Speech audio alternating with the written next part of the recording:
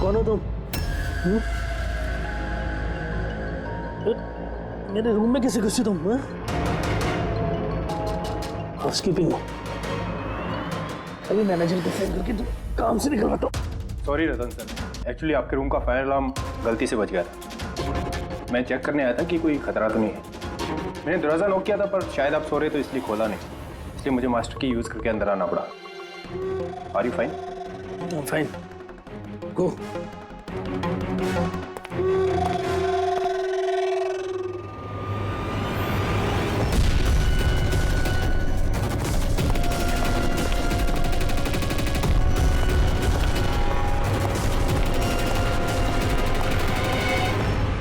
सोने के बाद भी सर दर्द क्यों है?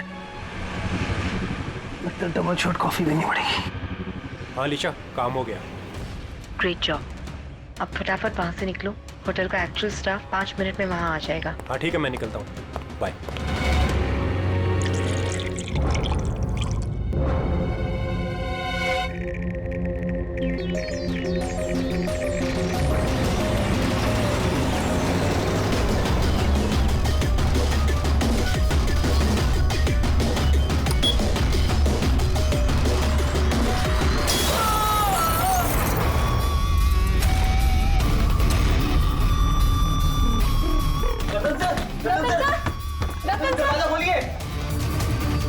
एक काम कर, मास्टर की से दरवाजा खोलते हैं।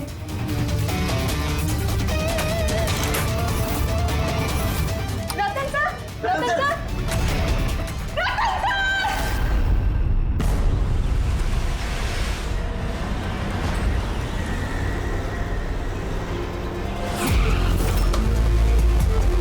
जिनका खून हुआ है उनका नाम क्या है? सर रतन जी, वो हमारे रेगुलर कस्टमर थे और वो बहुत ही बड़े फिजिसिस्ट भी थे सर। फिजिसिस्ट? जी सर। मतलब फिजिक्स में एक्सपर्ट है ये? जी सर। कितने बजे हुआ ये सब? सर यही तकरीबन सुबह 6:30 बजे। हटिए, चलिए हटिए, प्लीज हटिए।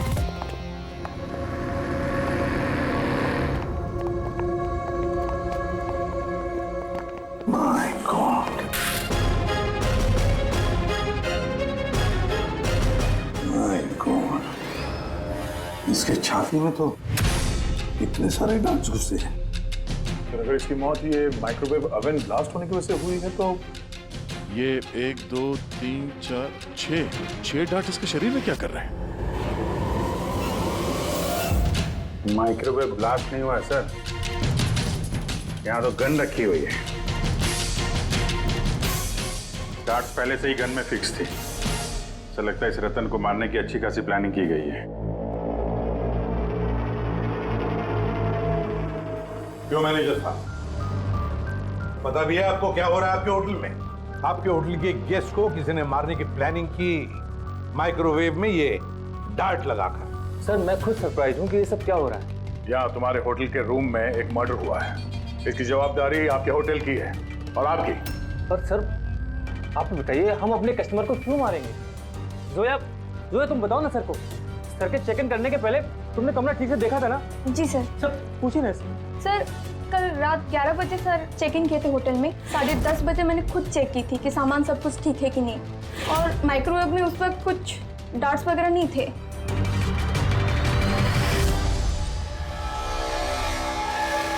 सर आधा खाया हुआ पिज्जा है सर। यार ये आपके यहाँ ये बाहर का खाना अलाउड है? सर अलाउड तो नहीं है, लेकिन रतन सर रेगुलर थे तो किसी स्टाफ ने अलाउ कर दिया होगा सर। यार स्टाफ में कौन था जब ये पिज्जा कमरे के अंदर लाया गया? हा? क्या हुआ?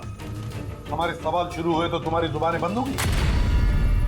सीसीटीवी फुटेज देखना है हमें। रात 10:30 बजे से सुबह 6 बजे तक जो कुछ भी हुआ है उन्हीं 7.5 घंटों के बीच में ही हुआ है।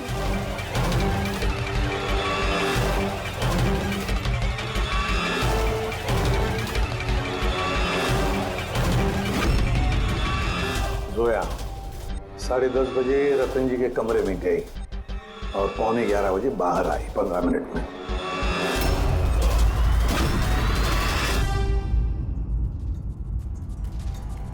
11:11 पे ये रतन कमरे में गया। फॉरवर्ड करना जरा।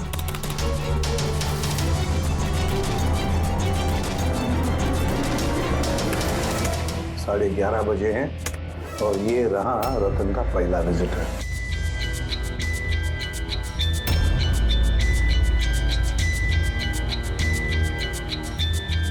अरे 5 मिनट में बाहर भी आ गया। काफी गुस्से में भी लग रहा है कौन है? सर ये अमित है, रतन सर के भाई। पहली बार आए थे होटल में।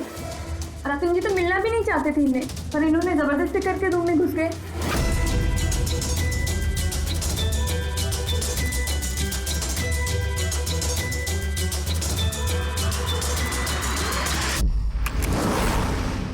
अच्छा, वो पिज्जा कमरे के अंदर ऐसे गया सर। फॉरवर्ड करना जरा, फॉरवर्ड करना।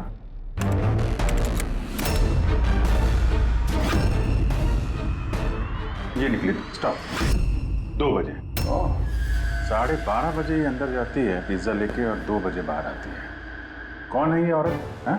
सर इनका नाम शमिता है। ये रतन जी की बहुत खास दोस्त है। लगभग हर वीकेंड में आते हैं उन्हें मिलने के लिए।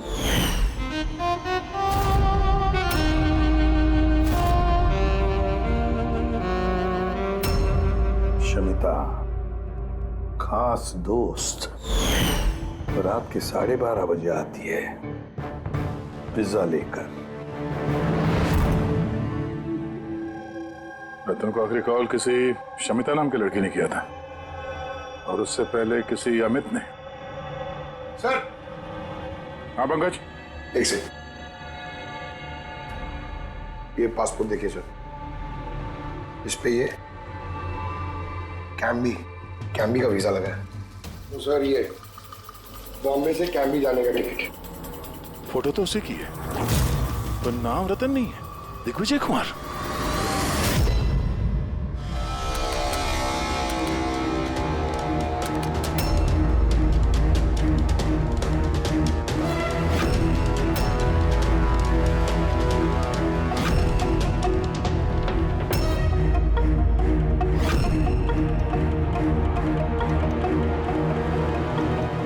सुबह के 6 बजे होटल का स्टाफ मेंबर रतन के कमरे में जाता है और 6:30 बजे बाहर आता है, मतलब ठीक रतन की मौत से पहले। कौन है ये स्टाफ मेंबर? पता नहीं सर। क्या आप अपने स्टाफ वाले को नहीं पहचानते हैं? सर ये स्टाफ का आदमी नहीं है, मैं पता करवाता हूँ सर। मुकुल ये जाकर देखो ये आदमी कौन है, कोई नया स्टाफ आया है क्या? सर एक बात समझ में नहीं आ रही। ये रतन एक फिजिसिस्ट था, देश के स्पेशलाइज्ड स्पेस प्रोग्राम पे काम कर रहा था। नकली पासपोर्ट बनाने की क्या जरूरत? वही तो, कोई किसी फिजिसिस्ट को मारने के लिए इतनी लंबी प्लानिंग क्यों करेगा? पूर्वी ये लैपटॉप चेक करो सर रतन का। सर हाँ मैंने सारा रिकॉर्ड चेक कर लिया। ये बंदा होटल के किसी भी डिपार्टमेंट में काम नहीं करता है, इवन वो स्टाफ का भी नहीं था सर। सर मुझे लगता है वो बाहर का ही था। ये लो, कोई बाहर का अनजान आदमी आपके यहाँ आता है, होटल का स्टाफ बन के घूम रहा है, ये आपकी सिक्योरिटी है? हैं?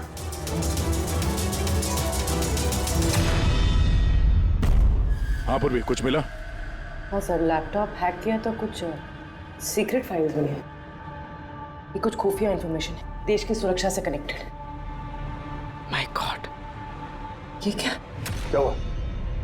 सर ये खुफिया इंफॉर्मेशन रतन किसी को बेचना चाह रहा था। ये देखिए, इस डील से रिलेटेड मेल्स भेजे उसने किसी को। ये देखिए, ये सारे हैं। एग्जैक्टली ये खुफिया इंफॉर्मेशन क्या है जो रतन बेचने वाला था? सर हमारे देश के बॉर्डर पे कितने जवान तैनात हैं, आर्मी के पास कौन कौन से हथियार हैं, फौज की टुकड़ियां किन किन एरियाज में और कहाँ पर नहीं, सारी जानकारी है इसमें। अगर ये इंफॉर्मेशन किसी गलत आदमी के हाथ लग गया तो देश की सुरक्षा को खतरा हो सकता है। सर ये मिलिट्री की कॉन्फिडेंशियल फाइल्स उसे मिली कहाँ से? ऑब्वियसली पंकज किसी आम आदमी के पास ये क्लासिफाइड फाइल्स नहीं हो सकते हैं। ये क्लासिफाइड फाइल्स और ये डुप्लीकेट पासपोर्ट इस बात की तरफ इशारा कर रही है कि ये रतन कोई फिजिसिस्ट नहीं था, ये किसी दुश्मन देश का जासूस था जो अपना काम करने के बाद इस नकली पासपोर्ट के जरिए देश छोड़ के भागने वाला था हमेशा के लिए। ये तो एप्रन वगैरह निकाल के बाहर निकल गया सर। फोन पर भी बात कर रहा है।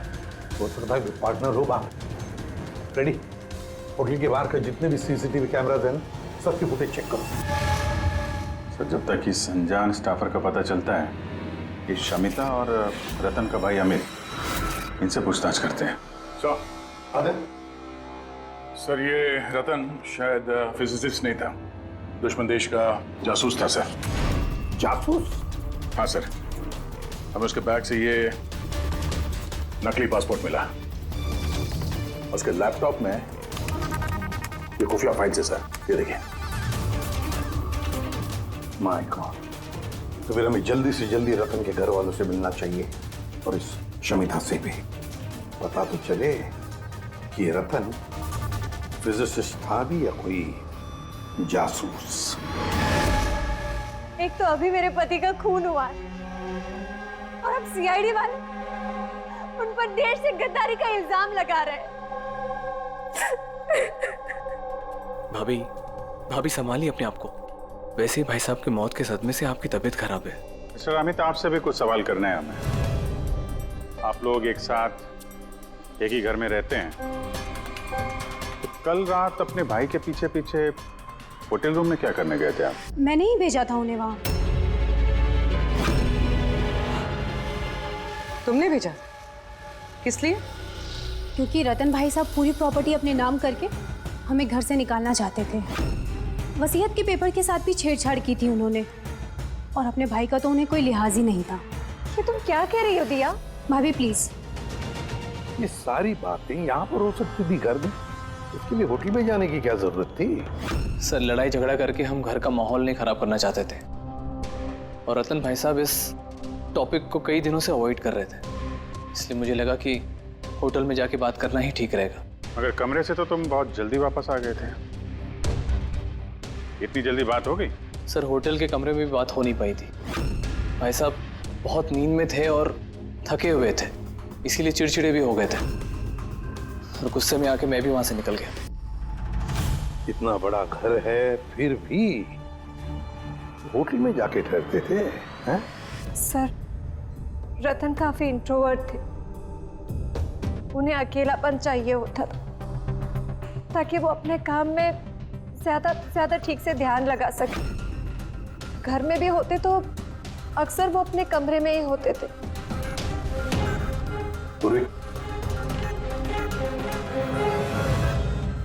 उन्हें जब कभी ज्यादा डिस्टरबेंस महसूस होता था तो वो अक्सर होटल में जाया करते थे।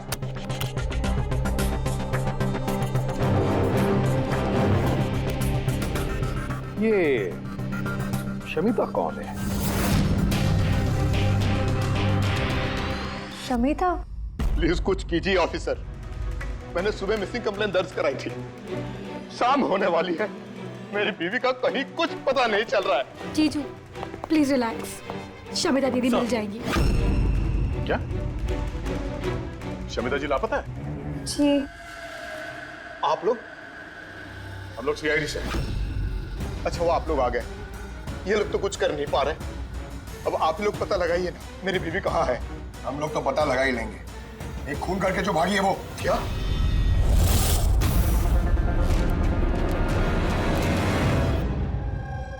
कहने के लिए तो रतन मेरे पति थे, लेकिन मैं उनके बारे में कुछ नहीं जानती थी। वो मुझसे कुछ भी शेयर नहीं करते थे। उनकी जिंदगी के हर पन्ने मेरे लिए राज से कम नहीं था। ये शमिता कौन है मैं कुछ नहीं जानती, मैंने ये नाम भी नहीं सुना। यहाँ तक कि वो क्या करते हैं, क्या काम करते हैं, मुझे कुछ नहीं पता। ये उस होटल कॉरिडोर की फुटेज। कल घर से कहाँ जाने के लिए निकली थी शमिता? अब घर से तो ऑफिस के लिए ही निकली थी, मगर ऑफिस से निकलने के बाद कहाँ गई कुछ पता नहीं चल रहा है। अच्छा कल डिनर में क्या खाया था रतन ने? प्लेन चीज पिज्जा।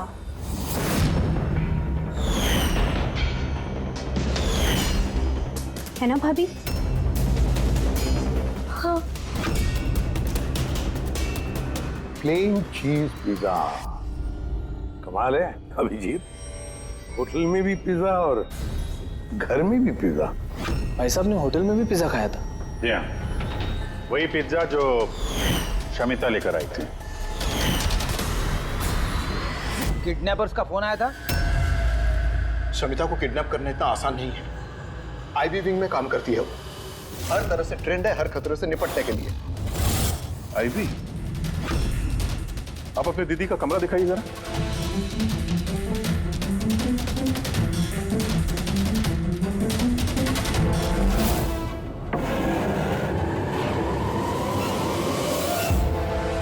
सर, ये है दीदी का कमरा।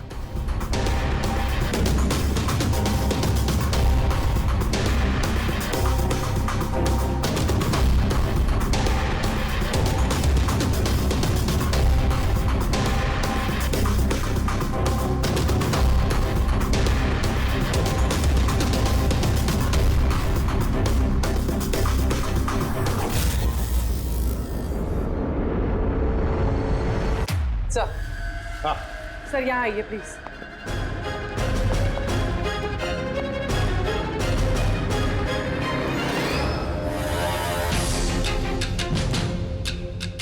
ये लो, कमरे के अंदर कमरा।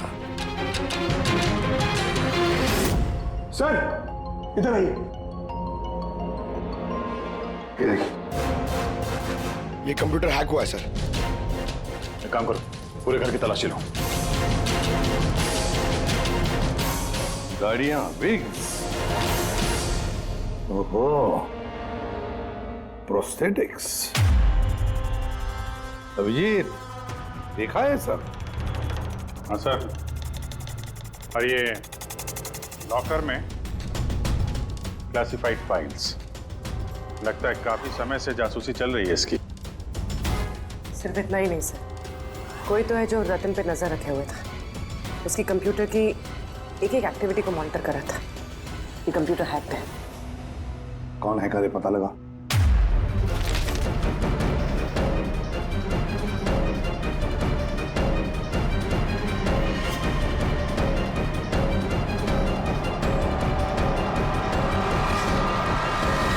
अब क्या कहना है आप लोगों को इसके बारे में? एक ही छत के नीचे रहते थे आप लोग रतन के साथ, और इस बारे में आप लोगों को भनक भी नहीं है। सर भनक कैसी लगती सर? रतन भाई साहब तो अपने कमरे में किसी को घुसने भी नहीं देते थे। और यहाँ तक कि सर काम वाली को भी नहीं, सफाई वगैरह भी वो खुद ही किया करते थे। फिर जस्मीन जी, आपका क्या कहना है? हैं? ये तो बेडरूम के अंदर का ही तो कमरा है। सर, मैंने आपसे कहा ना, मुझे कुछ नहीं पता। अरे ये कब और कैसे? तो शमिता घर पे नहीं है सर, लापता है वो। आईबी ब्यूरो में काम करती है सर। हमने उसका लैपटॉप चेक किया। पूर्वी को रतन के लैपटॉप पे जो खुफिया इंफॉर्मेशन मिली थी सर, वो सारी इंफॉर्मेशन यहाँ शमिता के लैपटॉप पे भी है। ये जानकारी लीक करके देश छोड़ के भागने का इरादा था। ये शमिता आईबी में नौकरी करती थी, इसका मतलब है वो देश की सारी खुफिया जानकारी उसके पास थी, जो वो रतन को देती थी, और रतन ये दुश्मन देशों को दे देता था। दोनों पैसे कमा रहे थे इसके ऊपर। हाँ सर, मगर इस बार उसने डबल क्रॉस कर दिया रतन को। उसने उसे जान से मार दिया और मार के यहाँ से भाग गई। या सारे के सारे सबूत इकट्ठा करो और ब्यूरो में लेकर आओ।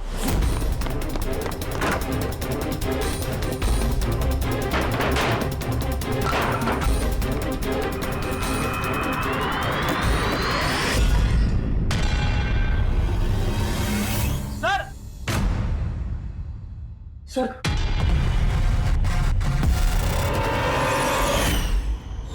शमिता?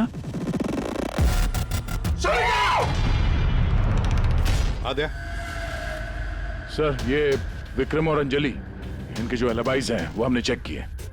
जब खून हुआ उस रात ये विक्रम ग्रैंड रोड में एक ट्रैफिक जाम में फंसा हुआ था और रात के करीब 2 बजे घर पहुंचा वो। और ये अंजलि? सर अंजलि भी रात के 12 बजे तक काम कर रही थी और करीब 1:30 बजे के आसपास वो घर पहुंची। सब देखकर ऐसे लगता है कि ये कोई मामूली मर्डर केस नहीं है, देश की सुरक्षा से जुड़ा हुआ है। सर, सर ये देखिए, सर ठीक ब्लास्ट से पहले सुबह 6:30 बजे के आसपास इस लाल गाड़ी में एक औरत होटल से बाहर गई। सर हाँ, वो जो नकली होटल स्टाफ वाला था ना सर, वो भी उसी वक्त निकला था, लेकिन दूसरे गेट से। ये देखिए। पूर्वी, गाड़ी कितने बजे आई थी होटल में? सुबह 6 बजे। निकल गई 6:30 बजे, आधे घंटे बाद। लड़की के चेहरे पे जूम करो जरा, देखें तो सही। हमारे डेटाबेस में कुछ नाम और चेहरे हैं जिनसे देश की सिक्योरिटी को खतरा है। ये गद्दारों और जासूसों वाली लिस्ट। इनके चेहरे स्कैन करो और उन सब से मैच करके देखो। और पंकज, आरटीओ से पता करो कि ये गाड़ी किसके नाम पर रजिस्टर्ड है। सर बड़ा ही कंफ्यूजिंग केस है सर, कुछ समझ में नहीं आ रहा है आखिर ये माजरा है क्या। फ्रेडी, एक बात तो पक्की है कि ये केस देश की सुरक्षा से जुड़ा हुआ है। इसलिए जिसने भी इस शमिता और रतन को मारा है ना, वो कोई मामूली क्रिमिनल नहीं, मामूली खूनी नहीं है। ये चक्कर कुछ और ही है। ओहो, अरे क्या हुआ, कुछ मिला? हाँ सर, मिला। ये आदमी और औरत उस लिस्ट में नहीं है देश के गद्दारों वाली, बल्कि उन लोगों की लिस्ट में है जो देश से गद्दारी करने वालों को पकड़ के खत्म करते हैं सर। ये दोनों आईबी ऑफिसर्स हैं, अलीशा और ईशान। ऐसे भी प्रद्युम्न, मैं आपकी बहुत इज्जत करता हूँ, इसलिए मैं कुछ नहीं कह रहा। अगर यही इल्जाम किसी और ने लगाया होता तो वो ऑफिसर अब तक बहुत पछता रहा होता। शेखर जी, आप आईबी के हेड हैं, इसलिए वो ना आपका ये धमकी भरा रवैया मैं भी बर्दाश्त नहीं करता। एसीपी साहब, मैं धमकी नहीं दे रहा हूं, आपके इल्जाम का जवाब दे रहा हूं। आपने बड़ी आसानी से हम पर रतन और शमिता के खून का इल्जाम लगाया है। क्या आपको लगता है कि वो देश के गद्दार थे और इसीलिए हमने उनको मार डाला? मैं इल्जाम नहीं लगा रहा हूं, मैं साफ साफ पूछ रहा हूं कि क्या जो कुछ भी हुआ वैसा ही हुआ? देखिए सर, हम लोगों को पता है कि आप लोग जानते थे कि ये दोनों देश के सुरक्षा से संबंधित कुछ खास जानकारी दुश्मनों को बेचने वाले थे। और हमें यह भी पता है शेखर जी कि जिस वक्त रतन का खून होने वाला था, उस वक्त ईशान और आलिशा वहां उस होटल में मौजूद थे। रतन का खून होने से कुछ मिनटों पहले ही ईशान रतन के कमरे में गया था। शमिता रतन के कमरे में पिज्जा लेकर गई थी, एक ऐसा पिज्जा शायद जिसमें बेहोशी की दवाई थी। हा? तो आप लोगों ने शायद उससे कुछ ऐसा कहा होगा कि हमारे लिए काम कर दो और रतन को मार दो, तो आप लोग उसे छोड़ दोगे। क्यों? मगर वो अलग बात है कि उससे पहले शमिता मारी गई खुद अपने ही घर में। ये सच है कि हमें शमिता और रतन के गैर कानूनी कामों के बारे में पता चल गया था और इसीलिए सिर्फ और सिर्फ हम लोग उन पर नजर रख रहे थे। कुछ ऐसी कहानी सुनाइए शेखर जी जिस पर यकीन किया जाए। सर प्लीज, आप शेखर सर से इस तरह बात नहीं कर सकते। और तुम भी एसीपी साहब से इस तरह से बात नहीं कर सकते। Relax boys.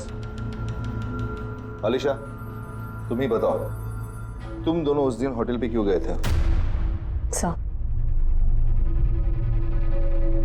रतन के लैपटॉप से उन फाइल्स की कॉपी बनाने जो उसने दुश्मन देश को ईमेल कर दिया था, ताकि हमें ये पता चल सके कि हमारी कौन कौन सी खुफिया इंफॉर्मेशन उन तक पहुंच चुकी है। तो अब तसल्ली हो गई आपकी? हमारा मकसद सिर्फ नजर रखना था, मारना नहीं था।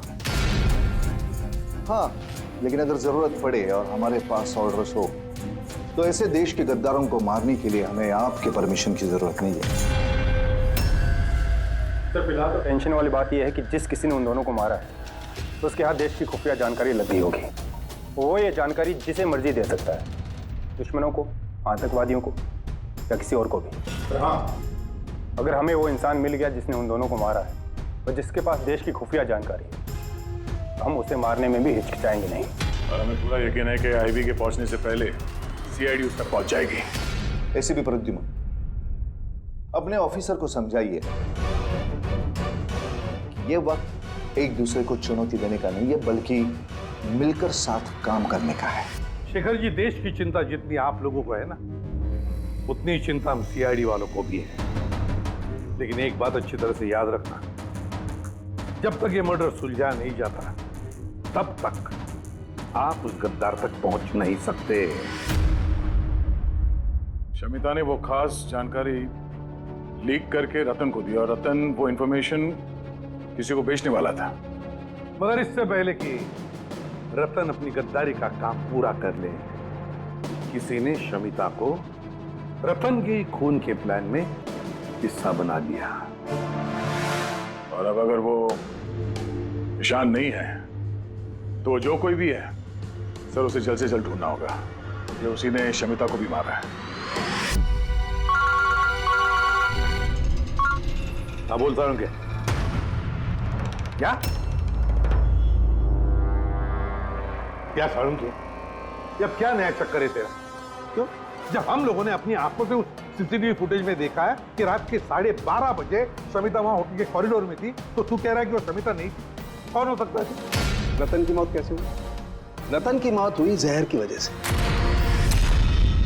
वो डार्ट जो हमें रतन की बॉडी में से मिला है, उस पर इतना जबरदस्त जहर लगा हुआ था कि सेकंड्स में ही रतन की मौत हो गई। और सर पॉइंट नंबर 2, इस माइक्रोवेव में डार्ट फिक्स करने के लिए खूनी को पूरा टाइम मिला होगा, क्योंकि ये नशीला पिज्जा खाने की वजह से वो बेहोशी की हालत में पड़ा होगा। तो बस जो नशीली दवाई हमें पिज्जा में मिली है, उसी नशीली दवाई के ट्रेसेस हमें रतन के पेट में से। हाँ, अभी पूरे इंग्रेडिएंट्स को अच्छी तरह से चेक नहीं कर पाया हूँ, लेकिन यार सामने मैंने सब कुछ मान लिया, बस सब कुछ मान लिया, लेकिन पहले ये बता, इन सारी चीजों का शमिता के वहां होटल में ना होने से क्या कनेक्शन? बता रहा हूँ, वही बता रहा हूँ बॉस। शमिता डायबिटीज की पेशेंट थी, शक्कर की बीमारी। शमिता की मौत हुई है किसी मिलावट वाले इंसुलिन के इंजेक्शन की वजह से। और सबसे इंपॉर्टेंट बात, शमिता का मौत का टाइम है रात को 10 से 12 के बीच का। क्या? एग्जैक्टली। तो 12 बजे तक अगर वो मर चुकी थी, फिर 12:30 बजे वो हमें होटल में कैसे दिख सकती है?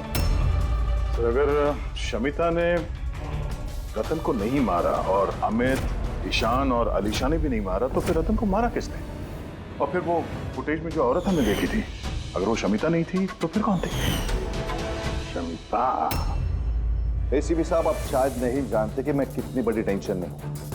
अगर वो खूनी नहीं पकड़ा गया जिसने रतन और शमिता को मारा है, तो देश कितनी बड़ी मुसीबत में फंस सकता है, ये आप नहीं जानते। मैं अच्छी तरह से जानता हूँ शेखर जी, बहुत अच्छी तरह से जानता हूँ। लेकिन एक बात अच्छी तरह से याद रखिए, हम देश पर कोई भी आंच आने नहीं देंगे, उससे पहले ही हम खूनी को पकड़ लेंगे। सर, वो खूनी की आइडेंटिटी हमें वो ईमेल से मिल सकती है सर, जो रतन और शमिता ने एक दूसरे को भेजा है। अब कैसे? मुझे तो ये भी लगता है कि जरूर कोई आसपास वाला ही है, जिसे शमिता और रतन, इन दोनों की छोटी सी छोटी आदतों के बारे में पूरी जानकारी थी। हाँ सर, जैसे कि सुबह उठते ही रतन का माइक्रोवेव में कॉफी बनाना और शमिता को इंसुलिन के इंजेक्शन पहुंचा देना, वो तो कोई पास वाला ही आदमी कर सकता है। और खूनी को ये भी पता था कि ये अंजलि और विक्रम रात 1 बजे से पहले घर आने वाले नहीं है। आखिर खूनी कौन हो सकता है सर? सर, एक बात समझ में नहीं आ रही सर। ये रतन और शमिता एक दूसरे को 2 सालों से जानते हैं, मगर गद्दारी करने का इन्होंने ये 3 हफ्ते पहले ही सोचा, ऐसे अचानक? हाँ सर, बात थोड़ी अजीब तो है। इन 3 हफ्तों के पहले इनका कोई रिकॉर्ड तो नहीं रहा खुफिया खबर के एक्सचेंज को लेकर। इस सबका इस तीसरे गद्दार से क्या लेना देना? We are running out of time.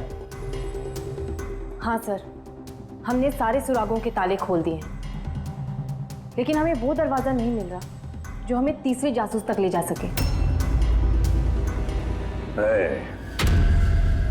तीसरा दरवाजा है, ये तीसरा दरवाजा हमें उस जासूस तक ले जाएगा। कौन सा? उस दरवाजे का नाम है पिज्जा। पिज्जा, वो औरत जो बड़े बड़े काले चश्मे और घुंघराले बाल का विग पहनकर घूमती है ना, शमिता बनकर, उसने उस दिन पिज्जा लाया बाहर से होटल के अंदर, और उसने ऐसा इसलिए किया क्योंकि उसे वो नशीली दवाई मिलानी थी पिज्जा में।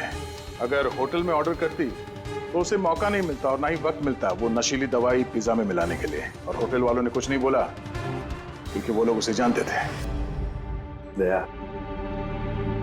होटल दे रॉयल के आसपास इस पिज़्ज़ालो ब्रांड के पिज़्ज़ा की कितनी दुकानें हैं पता लगाते हैं, सब कुछ साफ हो जाएगा।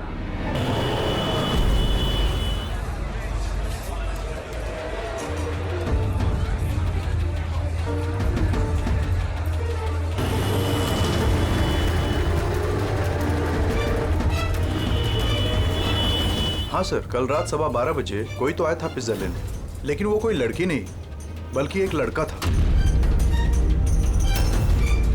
इन दोनों में से कोई था? हाँ सर, यही था वो। Vikram?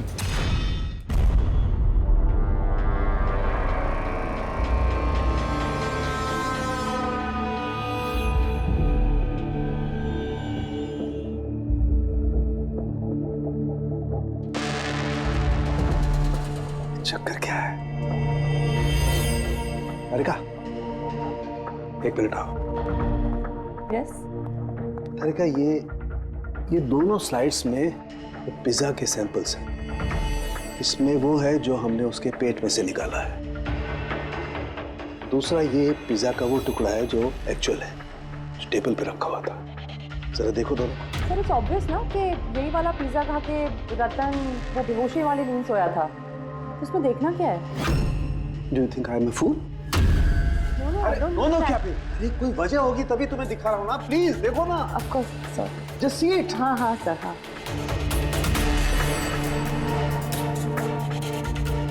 Wait a minute.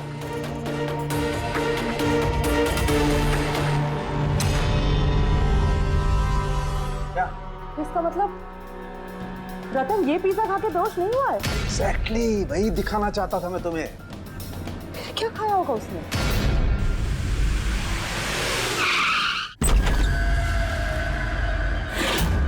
Vikram? Vikram, उसे क्या हो गया? जल्दी एम्बुलेंस को फोन करो। ये किस चीज की तरफ इशारा कर रहा है? फोन पे? हाँ, क्या है इस फोन पे? 5 मिनट में एम्बुलेंस आ रही है। Good good good. शमिता और रतन सामने हैं। सर, फोटो देखी तो लग रहा है कि लोग एक दूसरे को बहुत प्यार करते हैं। 1 महीने पुराना फोटो। दोनों प्यार करते थे या जासूस थे?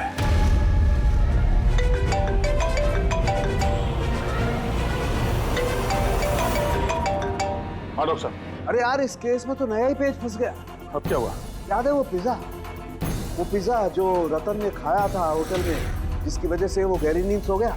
हाँ हाँ, वही पिज्जा जो वो नकली शमिता होटल के रूम में लेकर गई थी। यार, यही कच्चा खा गए। दरअसल रतन उस पिज्जा को खाने की वजह से बेहोश हुआ ही नहीं। रतन बेहोश हुआ है किसी और चीज को खाने की वजह से, जो शायद उसने होटल में आने से पहले ही खा ली। होटल में आने से पहले? अभिजीत ने बताया था कि होटल आने से पहले रतन ने पिज्जा ही खाया था। अच्छा, कल डिनर में क्या खाया था रतन ने? प्लेन चीज पिज्जा, है ना भाभी?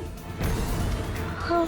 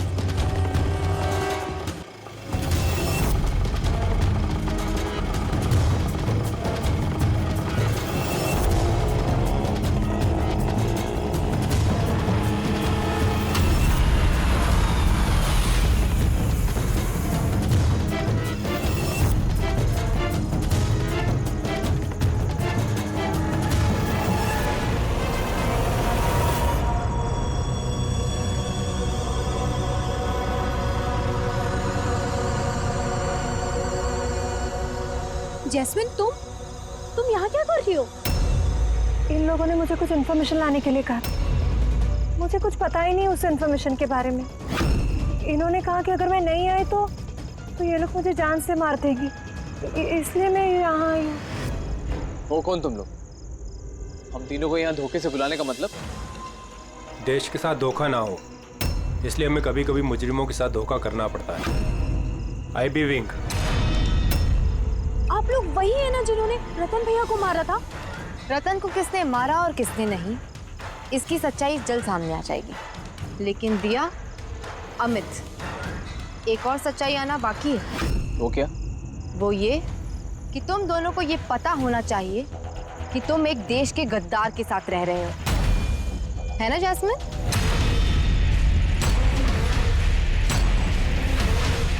What nonsense! तुम लोग मुझे देश का गद्दार कह रहे हो? रतन को बेहोशी वाला खाना तुमने खिलाया था ना, जिसकी वजह से उसकी बाद में मौत हो गई। अब तुम्हारी भलाई इसी में है कि तुम जल्दी से अपना जुर्म कबूल कर लो। क्या कह रहे हो तुम लोग? मैंने ऐसा कुछ नहीं किया है। कौन सी बेहोशी वाली दवाई? मैं अपने पति को क्यों मारूंगी? हाँ, क्यों उसे बेहोशी वाली दवाई दूंगी? हमें तुम चुप क्यों? हाँ, तुम उस दिन मेरे साथ थे ना, जब मैंने रतन को खाना दिया था। तो फिर तुम कुछ क्यों नहीं बोल रहे? चुप क्यों? कुछ तो बोलो ना। सारी कोशिशें बेकार है जस्मीन। अपने देवर भैया के मुंह से सच उगलवाने की कोशिश मत करना, क्योंकि ये अपना मुंह खोलेगा ही नहीं। ये सारा किया धरा इसी का है। विक्रम को जानते हो? कौन विक्रम?